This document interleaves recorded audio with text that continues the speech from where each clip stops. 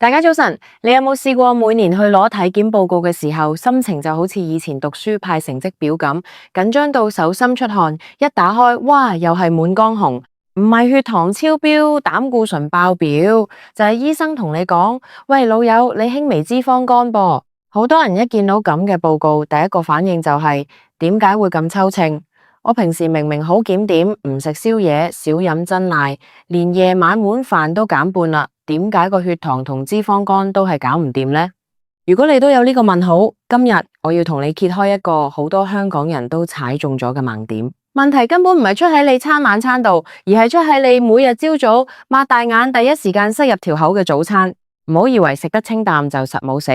今日同大家盤點5款我哋日日食，以為好健康，但其實係不折不扣嘅升糖炸彈早餐。入面有幾款，分分鐘你由01歲、10幾20歲食到而家40、50歲都重食緊。當中有啲仲要係醫生、營養師聽見都搖頭嘅高危食品。今日我就同大家1、5、10拆解佢哋，仲會教埋你一招簡單到極、全方位適用嘅正確食法，幫你逆轉脂肪肝，穩住血糖，唔使再驚每年嘅體檢報告。我哋先嚟講第一款，亦係最令人跌眼鏡、最呃得人嘅清淡陷阱——白粥配油炸鬼，或者單純一碗綿滑嘅白粥。好多人覺得晚食得太油膩，或者最近胃口麻麻，朝早整碗白粥清清腸胃，加多2粒鹽，又清淡又暖胃，肯定最健康啦，係咪？如果你真係咁諗，咁你就大錯特錯啦。白粥喺營養學嘅角度睇，簡直就係液體精製澱粉。你想下，白米本身已經去咗殼、去咗胚芽，剩翻最核心嘅澱粉質，然後你仲要將佢加水煲到爛一爛、綿一綿，呢個過程喺科學上叫糊化。米粒煮到咁爛，入面嘅澱粉結構已經全部散晒。當你一啖飲落肚，你個胃基本上唔需要點樣消化，呢啲澱粉就直接轉化成葡萄糖，好似坐火箭咁直接衝入你嘅血液入面。臨床數據表明，白粥嘅升糖指數，即係所謂嘅 GI 值，高達80幾甚至90幾，同你直接飲糖水食白砂糖其實冇太大分別。你朝早7點幾8點飲完一碗粥，8點半到9點呢段時間，你嘅血糖就會飆到最高點。血糖升得咁急，你身體嘅胰島素就要被逼好似救火隊咁瘋狂分泌出嚟幫手降血糖。胰島素一出，就會將呢啲用唔晒嘅血糖全部轉化成脂肪儲存起身，取喺邊度？最直接就係你個肝臟。久而久之，脂肪肝就係咁樣塞出嚟嘅。更慘嘅係，因為血糖升得快，跌得亦都快，到咗朝早10點半、11點左右，你嘅血糖又會直線下降，跌到低過你平時嘅水平。呢個時候你就會開始覺得個人好攰、好眼瞓、頭腦昏昏沉沉，仲會無端端好口乾、好想揀啲煎炸嘢或者甜品撒。呢個就係血糖過山車帶嚟嘅惡性循環。如果你食白粥之餘，仲要貪口爽，加多一條炸得金黃酥脆嘅油炸鬼，或者一碟豉油皇炒麵，咁就更加係雪上加霜。油炸鬼係精製麵粉，再經過高溫油炸，入面吸飽晒啲千滾油、萬滾油，全部都係反式脂肪同飽和脂肪。一碗白粥加一條油炸鬼，一邊幫你狂飆血糖，一邊幫你狂塞血管，堆積肝臟脂肪，真係名副其實嘅體檢紅字催化劑。跟住落嚟，第2款要提防嘅早餐，可能好多人日日都喺茶餐廳叫緊，就係沙爹牛肉麵配熱奶茶，或者腿通餐蛋麵。香港人咁鍾意行茶餐廳，呢個 B 餐 C 餐基本上係集體回憶。好多反工一族，尤其是20、30歲、30、40歲嘅打工仔，朝早唔食反個熱辣辣嘅湯麵，硬係覺得成個人都未醒咁。我哋逐個部分嚟拆解。首先，茶餐廳用嘅麵不外乎即食麵、米粉或者通粉。即食麵就唔使多講啦，大家都知佢係經高溫油炸嘅炸麵，熱量同飽和脂肪極高。咁有人話我聰明啲，轉食米粉或者通粉係咪就健康呢？其實通粉同米粉雖然冇油炸，但佢哋依然係純澱粉。最致命嘅係嗰羹沙爹汁或者個湯底。茶餐廳嘅沙爹汁為咗夠香夠野味，入面加咗大量嘅花生醬、砂糖、生抽、老抽，仲有大量嘅鹽分同味精。你食一碗沙爹牛麵，等於將幾茶匙嘅糖同大量嘅鈉一齊吞落肚，鈉質超標，最直接影響嘅就係你嘅血壓，會令到身體水腫、血管收縮。而沙爹牛入面嘅牛肉好多時為咗追求滑嫩嘅口感，會用鬆肉粉或者大量嘅生粉、調味料去醃製，無形中又食多咗好多化學添加劑同糖分。食完碗麵，好多人仲要加杯熱奶茶，仲要係加咗淡奶同2茶匙砂糖嘅港式熱奶茶。茶餐廳用嘅淡奶，好多時為咗成本同口感，未必係純牛奶，而係植脂奶或者含有高飽和脂肪嘅全脂淡奶。你將呢杯高糖高脂嘅奶茶飲埋落肚，你個早餐嘅總熱量隨時突破700-800卡路里。你諗下，你朝早坐喺寫字樓，由9點坐到下1點，基本上完全冇勞動，但你一餐就攝入咗大半日所需嘅熱量，仲有爆表嘅糖分同脂肪，呢啲能量用唔晒，身體唯一可以做嘅嘢就係將佢哋變成內臟脂肪，包住你個肝、你個腸胃。好多30幾歲就大肚腩、有脂肪肝嘅男士、女士，10個有8個都係咁樣食出嚟嘅。第3款早餐，好多注重養生或者自以為食得好健康嘅人最容易中招，就係麥片配新鮮果汁或者所謂嘅健康燕麥杯。一聽到麥片，大家一定會話：咦，麥片唔係降膽固醇，對心臟好嘅咩？電視廣告日日都咁播啦。冇錯，純燕麥片即係需要煮或者比較粗糙嘅原粒燕麥，確實含有豐富嘅膳食纖維，尤其是 β 葡聚糖，對穩定膽固醇同血糖好有幫助。但問題出喺邊度？出喺現代人追求方便快捷，好多人喺超市買嘅係各種3合1即溶麥片，或者係包裝到好靚，寫住水果口味、朱古力口味嘅即食燕麥。你試下反轉個包裝袋，睇下後面嘅成分表，排第1、第2位嘅往往唔係燕麥，而係砂糖、麥芽糊精、植脂末。為咗令到個麥片用熱水一沖就變到好滑、好甜、好有奶香，廠家加咗大量嘅化學添加劑同糖。你以為自己食緊健康燕麥，其實你係飲緊一碗化學糖水。就算你用嘅純燕麥，有啲人覺得冇味，好難吞，於是就自作聰明，加1大羹煉奶、1大羹蜜糖，或者倒半碗乾果入去。乾果例如提子乾、紅莓乾，喺製作過程中，水分被抽乾，糖分被高度濃縮，而且好多時仲會額外加糖去防腐。你加一勺提子乾落去，個升糖指數即刻打回原形。更普遍嘅一個錯誤就係貪方便，喺便利店或者地鐵站買支所謂嘅100%純果汁或者冷壓果汁嚟配麥片，覺得可以補充維他命 C。呢個做法喺營養學上叫完美嘅血糖災難。你要知道，食一個新鮮橙，你食到維他命之外，仲食到大量嘅果肉纖維。呢啲纖維會喺呢個胃入面形成一個保護層，減慢糖分吸收嘅速度。但當你將3個橙榨成一杯果汁，所有嘅纖維都被隔走晒，留低嘅只有高濃度嘅果糖。果糖同葡萄糖唔同，佢唔需要經過胰島素代謝，而係直接行去你個肝臟。當肝臟一時間收到咁大量嘅果糖，佢消化唔切，就會直接將佢轉化成甘油三酯，即係脂肪。所以飲果汁唔單止唔會幫你減肥或者健康，反而係形成非酒精性脂肪肝最快最直接嘅方法。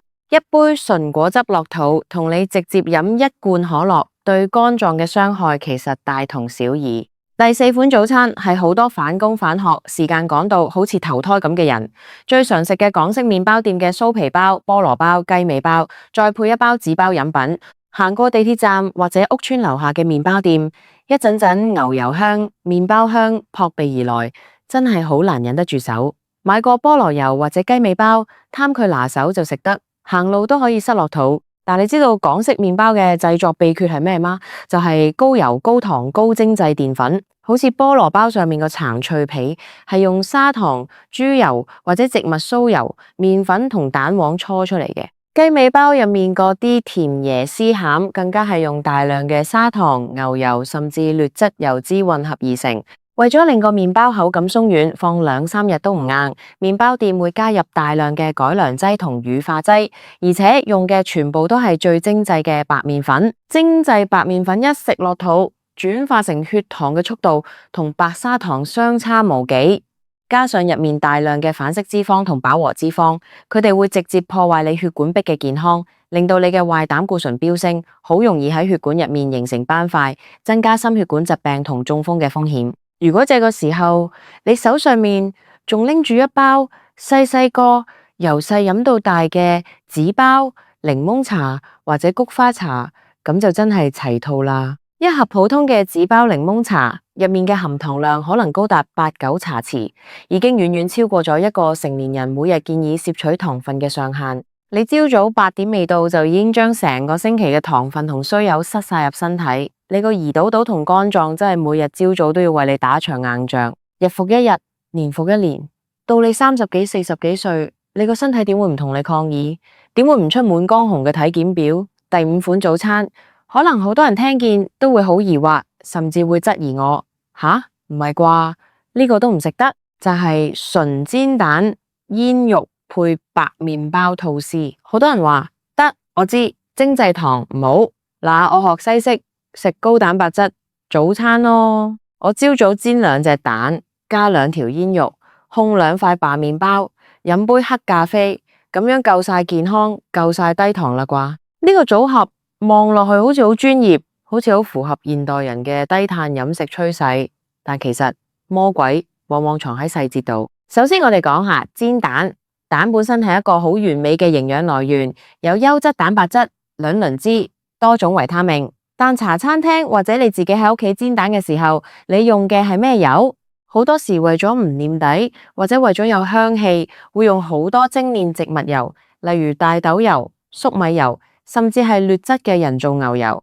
呢啲油富含 Omega-6脂肪酸。過量攝入會令到身體長期處於慢性發炎嘅狀態，身體一發炎，血管就容易受損，血糖控制就會變差。再嚟煙肉，火腿、紅腸呢啲喺世界衛生組織嘅定義入面，一早已經被列為第一類致癌物，同香煙、石棉係同一個級別。煙肉係經過高度加工、醃製同煙燻嘅肉類，為咗防腐同保持粉紅嘅賣相，入面加咗大量嘅亞硝酸鹽。同時，煙肉含有極高嘅飽和脂肪同鈉質，長期食呢啲加工肉類，不單止會增加大腸癌嘅風險，佢入面嘅壞脂肪更加會直接導向你個肝臟，加速脂肪肝嘅形成，仲會令你嘅總膽固醇同三酸甘油脂素值直線飆升。最後嗰2片白麵包吐司，好多人覺得烘熱咗脆卜卜嘅吐司冇咁肥。其實烘焙只係抽乾咗麵包入面嘅水分，佢嘅澱粉質含量、佢嘅卡路里